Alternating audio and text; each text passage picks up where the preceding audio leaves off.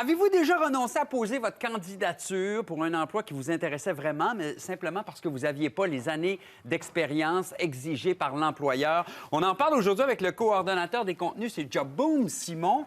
Effectivement, ça arrive, ça. Oui, on a l'impression que les patrons, en fait, en demandent toujours plus de l'expérience et qu'on n'en a jamais assez. Et ça, c'est particulièrement embêtant quand, par exemple, on est en début de carrière, quand on vient d'être diplômé ou encore qu'on est en réorientation. Ça nous donne l'impression que les portes de notre nouvelle carrière sont pratiquement fermées.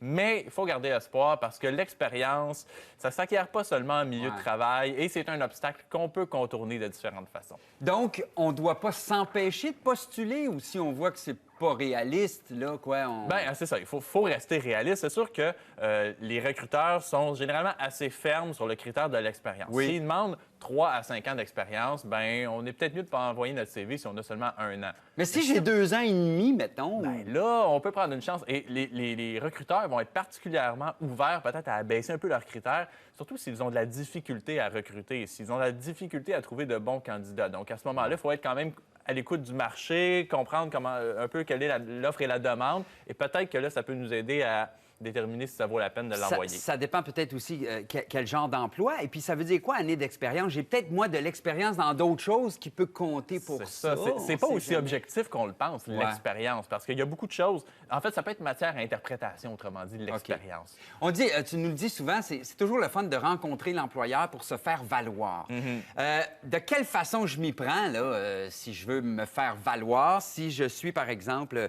je veux montrer mes atouts. Là. Je suis beau, je suis fin. Bien, par exemple, disons si on est un nouveau diplômé, parce que je l'ai dit, il y a 2 situations, 2 scénarios souvent où on se ramasse à avoir pas d'expérience, le nouveau diplômé et en réorientation. Dans le premier cas, bien... Frais sortis de l'école. Frais sortis de l'école, bien, il faut essayer de voir parmi les activités qu'on a pu faire pendant nos études ou en dehors de nos études, qu'est-ce qui pourrait être vu comme de l'expérience. Comme par exemple, ce qu'on disait en ouverture, Geneviève a été monitrice dans un camp de vacances. Toi, tu travaillais pour une chaîne d'alimentation, mais tu ramassais les paniers. Alors, peut-être que cette expérience-là peut servir. Effectivement. Donc, première chose, les emplois étudiants ou les stages, surtout si ça a été lié à notre domaine d'études, parfois, c'est possible de trouver un emploi étudiant qui va avoir un lien direct. Mais même si ce n'est pas le cas, il faut essayer de se questionner sur les compétences qu'on a acquises dans cet emploi-là. Par exemple, du leadership, l'aptitude en travail d'équipe, même si c'est un emploi, par exemple, comme moniteur de camp de jour ou travailler dans une épicerie. Mais ton leadership est mis à l'épreuve, ou ta débrouillardise, ou ta créativité. Donc, des fois, en y pensant un tout petit peu, on est capable de trouver des compétences utiles sur le marché du travail qu'on a acquises dans ces petits boulots. Aussi, l'implication parascolaire. Par exemple, si moi, j'étudie en journaliste et j'ai travaillé dans le journal étudiant, bien, en voilà une très belle expérience, même si ce n'était pas un emploi rémunéré comme tel. Donc, ça montre aussi notre engagement, ça montre notre motivation, notre intérêt pour notre domaine. Le bénévolat, même chose. Donc, ça aussi, ça montre notre intérêt, ça montre beaucoup de belles qualités comme la maturité. Aller s'impliquer dans un organisme communautaire, par exemple, ça montre une belle maturité, ça montre nos valeurs également. Donc, ça peut être intéressant. 4e point, les loisirs aussi. Des fois, on n'y pense pas, à nos loisirs. On a l'impression que c'est un peu ludique, donc ça n'a pas vraiment de lien. Mais par exemple, si je fais partie d'une équipe sportive, bien, ça montre que j'ai une aptitude en travail d'équipe.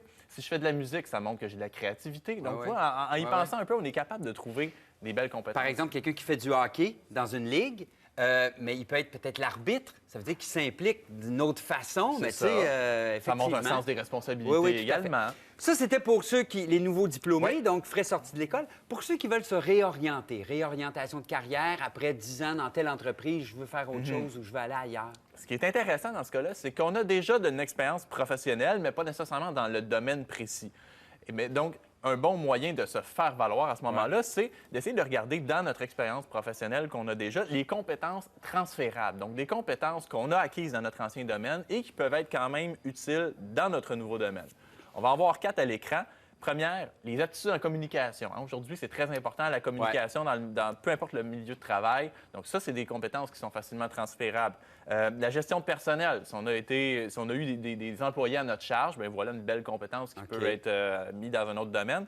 Le service à la clientèle en est un autre. L'aptitude à travailler sous pression. Oui, c'est toutes sortes de compétences qui peuvent vraiment servir dans de nombreux domaines.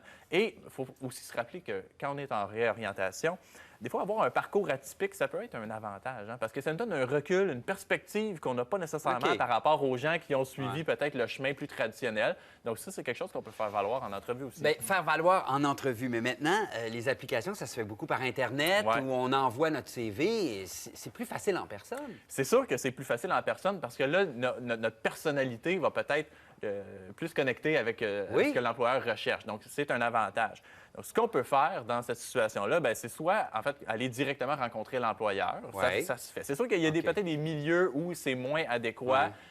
Mais des fois, juste aller chercher une rencontre d'information pour rencontrer l'employeur, discuter un peu, ça peut être une façon de se renseigner. Tout est réseautage aujourd'hui. As-tu des cues à me donner? Là? Est-ce que ça existe des endroits où on peut vraiment réseauter? Là? Oui, bien, en fait, il y en a beaucoup à Montréal et puis Geneviève va nous en présenter quelques-unes dans quelques instants. OK. Mais effectivement, le réseautage aussi est une autre façon de Ouais. se connecter à son milieu, rencontrer des gens et peut-être de futurs employeurs ou à tout le moins rencontrer avoir de l'information sur notre milieu Ouais, et tout à fait. puis s'aider à se partir dans le domaine. Sur Info Plus de Libre Service, Simon nous a laissé des liens vers Job Boom ou Oui. ailleurs pour justement avoir des trucs et des adresses également. Effectivement. Merci, Simon.